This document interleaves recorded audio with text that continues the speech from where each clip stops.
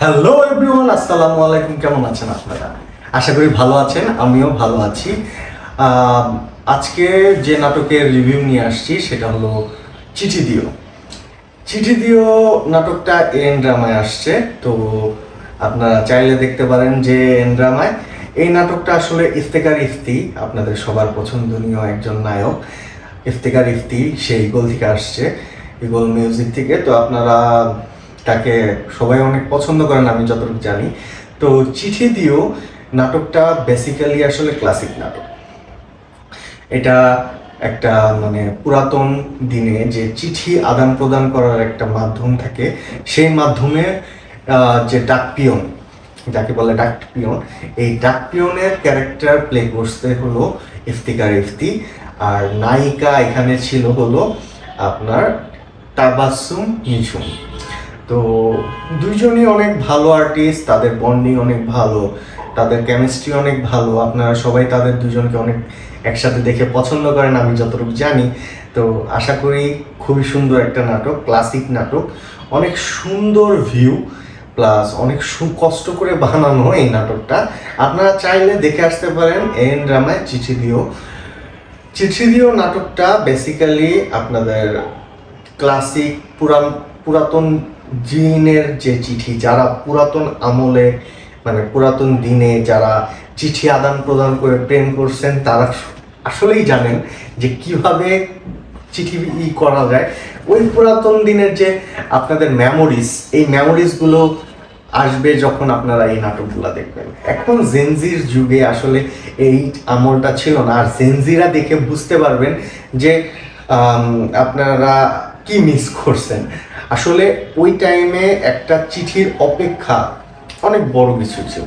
এখন চাইলেই মেসেজ দিচ্ছি, চাইলেই কল দিতে পারতেছি, কিন্তু ওই টাইমে না ফোন ছিল, না কিচ্ছু ছিল, না মোবাইল ছিল। ওই টাইমে একটা চিঠি ছিল একজন আরেকজনের যোগাযোগের মাধ্যম। তো এই যে যোগাযোগের মাধ্যমে যেভাবে প্রেম করতো, অপেক্ষা ছিল, একটা আকাঙ্ক্ষা ছিল যে চিঠি কি পাঠাইলো না, আজকে চিঠি আসবে কি আসবে না, চিঠি দিবে কি দিবে না, ডাকপিয়ন আসতেছে না কেন, চিঠি দিছে কি না, চিঠি না দিলে কেন দিচ্ছে না। এই যে বিষয়গুলো, এই বিষয়গুলো কিন্তু মনকে ছুঁয়ে যায়। কিন্তু এখনকার সময় আমাদের হাতে মোবাইল আছে, চাইলো কল দিলাম, চাইলো মেসেজ করলাম, চাইলো যেটা ইচ্ছা সেটা করতে পারতেছি।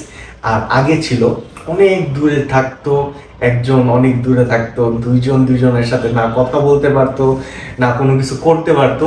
তো এই যে তাদের মাধ্যম জাস্ট একটাই ছিল, ডাকঘর আর চিঠি দিও। তো এই জিনিসটাই আমরা তুলে ধরছি এই নাটকের মধ্যে। আপনারা চাইলে যে দেখে আসতে পারেন। পুরাতন যারা ওই যুগটায় ছিল তারা বুঝতে পারবে যে কি হারাইছে তারা, কি দিন ছিল, তাদের মেমোরিজগুলো নতুন করে ফুটে উঠবে।